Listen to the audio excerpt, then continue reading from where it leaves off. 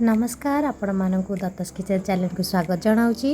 आज आम गोटे नुआ रेसिपी बनइबा जह्नी आलू बादाम सहित गोटे मिसिकिना गोटे नुआ रेसिपी प्रस्तुत करुचे। चलतु देखा प्रथमे आम जह्नी गुड़िक एमती बड़ बड़ साइज्रे टी काटी नहीं जावा जोटा कि आम ये तरकारीटा आम रुटी कि भात लगे खाइले बहुत टेस्टी भी लगे। जह्नी गुड़िक एमती चोपा छड़ेकी ताकू एमती बड़ बड़ खंड भाव आम काटी नबा।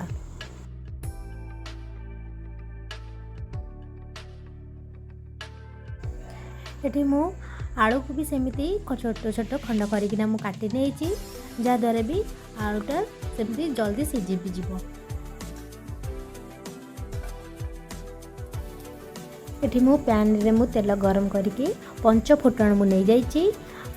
तापर पियाज गुड़िक मु पकईकी टिके नागर भाजवा पियाज को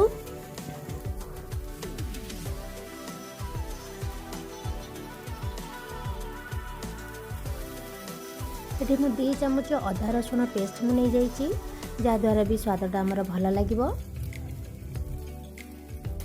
एबे से अदा रसुण पेस्ट को आम भल भाव में पियाज सहित भाजी नहीं जावा। फ्लेम को आम कम करके भाजवा। देखो ये आमर मसलाटा भल भाव में कषा हो जाए। आलू रखी भल भाव में आलू को पुणी भाजवा 2 मिनट लो फ्लेम रे आम भाजी नहीं जावा। आलू को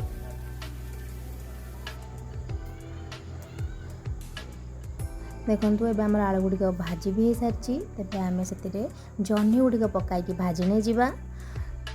एबे जह्नी को भाजवा समय आम से मसला गुंड पकईदबा। आम लुण पकईबा हलदी आउ लंका गुंड। ये बेसी किसी मसला मुझे बेसी ऐड करेनी। आपड़ जिते राग चाहूबे से हिसाब से आप लंका गुंड नहीं जीवे। ये मु कम अल्प नहीं अल्प नहीं कि भल भाव में गोलाई देइछि।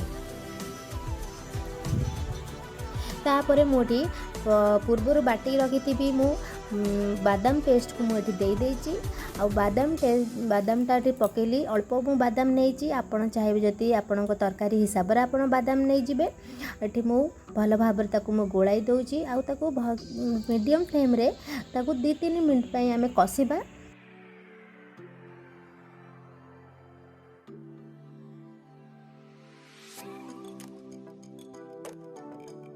एबा हमर कषा से हो जाइए। आम से पानी देदबा। पानी दे आपण जिते ग्रेवी हिसाब से आप पानी नहीं जीवे। एबे सीझापी 3-4 मिनट घोड़ा की रखिदबा। एबे देखंतु 3-4 मिनट हो सारा पर आमर तरकारी गुड़िक बहुत भल भाव में सीझी भी जाइए आ बहुत सुंदर भी देखा जाउची। आपण माने या घरे निश्चित ट्राए करेंगे। भल लगिले लाइक एंड सब्सक्राइब करने को भूलिबेनी।